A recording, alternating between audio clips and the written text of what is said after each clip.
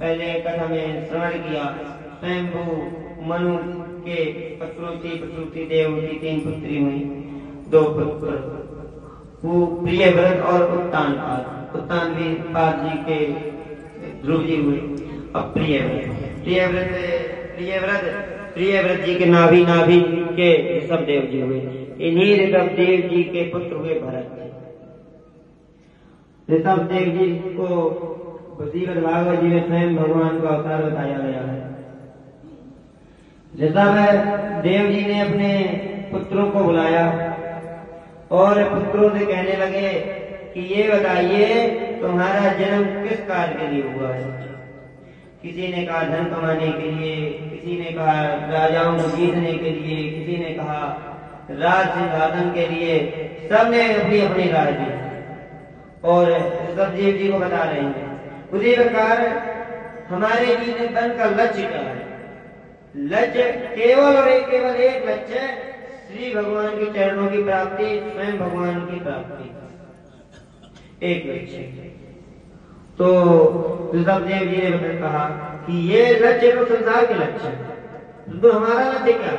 हमने धन कमाया, जायदाद कमाई, सब कुछ कमाया, वो यहीं तक सीमित रह जाएगा। और भगवान की जो कृपा रूपी, शब्द रूपी धन कमाया वो हमारा हमेशा जाएगा। देखिए भाई है, आपने धन कमाया वो बढ़ जाएगा, परंतु आपने जो हरि नाम गुरु नाम संकीर्तन कमाया वो नहीं कोई बांट सकता। आपके पाप नहीं कोई बांट सकता और आपके पुण्य कोई नहीं बांट सकता। हाँ, अभी तक जितने पाप हुए संकल्प करके जीवन पर्यंत के लिए गुरु चरणों में, हरि चरणों में अगर लग जाए तो पिछले पाप नष्ट हो जाए पूर्णतः जीवन पर्यंत। फिर दोबारा घर की ओर देखिए 4 आश्रम बताए गए हैं, ब्रह्मचर्य आश्रम, गृहस्थ आश्रम, वानप्रस्थ आश्रम, संन्यास आश्रम। 100 साल में सबको 25 में भाग, तो 25 में बांट दिया गया है। लेकिन ब्रह्मचर्य आश्रम अब इतना मतलब मोबाइल में इतना मतलब सब लोग बिजी हैं कि ब्रह्मचर्य का तो कोई सवाल ही नहीं।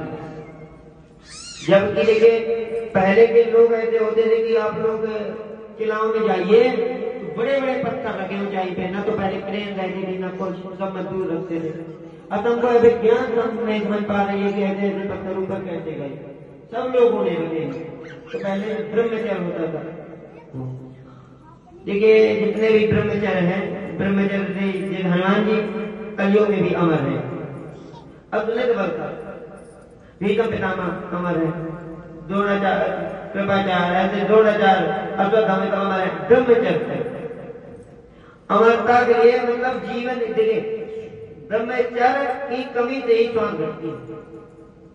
और हाँ, आप लोग अभी कीर्तन भैया सब लोग हम लोग कर रहे थे, परंतु जो लोग ताली नहीं बजाते हैं, एक है हमने क्या कहा कि अगर प्रेत बाधा तो कीर्तन करिए, कीर्तन से निकले पाप नष्ट होते हैं। तो जो लोग ताली बजाते हैं उनके तो पाप निकलते हैं, तो भूत कहाँ जाते हैं? जो लोग ताली नहीं बजाते। सबने अपने अपने डाकू आए, घर के सबने दरवाजे बंद कर लिए, लेकिन जो दरवाजे खुले होंगे डाकू वहीं घुस जाएंगे। अब निकाल रहे हैं तो दरवाजा जो खुला है, जहाँ कीर्तन नहीं हो रही वहां का दरवाजा खुला है, तो दरवाजाओं को नहीं खुला दिखाई होगा। दूसरे के भूत न चढ़ाना हो तो ताली बजाना। फिर जिनके भाग्य में गलत लिखा है, दुर्भाग्य लिखा है, वो ताली बजाने से हाथों की रेखाएं बदल जाती हैं, इसलिए ताली बजाते हैं। तो ऋषभदेव जी ने सबसे पूछा किसलिए मनुष्य का जन्म मिला है? तो ऋषभदेव जी ने बताया 4 आश्रम ऋषभदेव जी ने अपने पुत्रों को बताए, ब्रह्मचर्य, गृहस्थ, वानप्रस्थ, संन्यास। 25 साल तक ब्रह्मचर्य के रूप में रहना चाहिए। अब जब तक शादी ना हो तब तक ब्रह्मचर्य के रूप में रहना चाहिए, क्योंकि अब 100 साल तक जीवन संभव बहुत कम है। ब्रह्मचर्य के बाद गृहस्थी में जब तक 50 साल तक खूब धन कमाओ, खूब धन कमाओ, घर बनाओ, द्वार बनाओ, बस्ती बनाओ, संतान तक की व्यवस्था कर दो। लेकिन 50 साल के बाद इनके आमन वन आया ना, तो वन में चले जाओ। भगवान के चरणों का ध्यान करते हुए अल्पाहार कम नींद, ये सब करके और भगवान के चरणों में मन लगाओ। जब भगवान के चरणों में मन लग जाए, शरीर पूरा सूख जाए, तब संन्यास। तो योग गुरु से संन्यास धर्म धारण करके और भगवान की प्राप्ति करके भगवान के चरणों में लगे। ऐसे ही ऋषभ जी के पुत्र श्री भरत जी ने किया। भरत जी वन में चले गए और वन में जाने के बाद बढ़िया अच्छे से भजन करते, भगवान का ध्यान करते, भगवान की सेवा करते, भगवान का करते। और वन में जाने के बाद भगवान का खूब भजन किया। तो एक बार उन्होंने क्या देखा कि एक बार नदी के किनारे बैठे और संध्या कर रहे थे, भजन कर रहे थे। तो उन्होंने क्या देखा कि एक हिरनी, गर्भवती हिरनी पानी पी रही है। तो एक साइड से पानी पी रहे, पीछे से शेर आया तो शेर ने घाट पे हिरनी नदी में कूद गई। हिरनी नदी में कूद गई और नदी पे ही उसका गर्भवास हुआ। तो नदी पे जैसे गर्भवास हुआ तो हिरनी उस पार जाने के बाद और भरत जी ने देखा कि ये हिरण का बच्चा बाहर जा रहा है, ये मर जाएगा।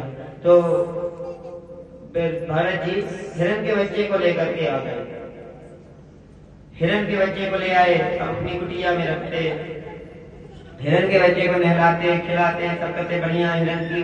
अब जो भगवान की सेवा थी वो हिरण की सेवा करने लगे। दिन में 50 माला होते थे तो अब 30 ही बचे। हिरण में समय आने लगा, धीरे धीरे वो माला 20 हो गई। जो भगवान का माला भगवान का जप करते थे, भगवान से ध्यान कर हिरण में आ गया।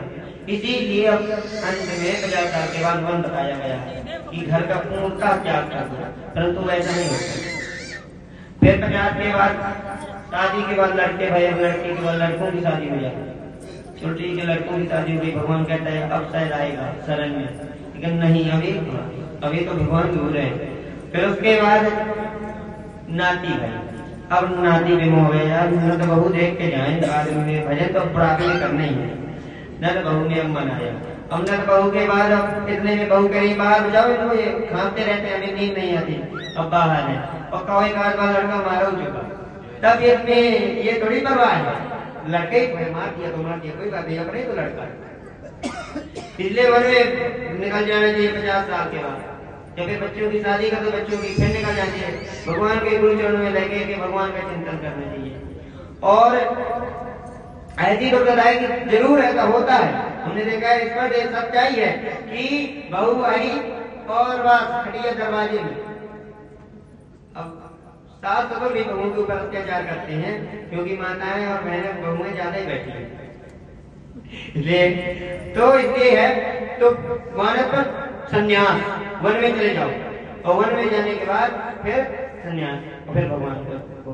तो भरत जी का मन हिरनी में आ गए और हिरण के बच्चे ने हिरण के बच्चे को पालते पोसते बढ़िया, उसे भजन भी है, थोड़ा वो यहाँ वहां निकल जाए तो तुरंत भजन छोड़ के उसे देखने चले गए। ऐसा बहुत समय तक चला। ऐसा करते करते हिरण के बच्चे पे मोह बढ़ा। अंत समय में प्राण निकले, तो प्राण निकलते समय पे अंत में बात यहाँ पहुंच गई कि अगर हम हमारी मृत्यु हो गई तो हिरण को कौन देखेगा, कौन देखभाल करेगा। तो अंत मति सो गति, अंत में मृत्यु के बाद वो हिरण बनाएंगे।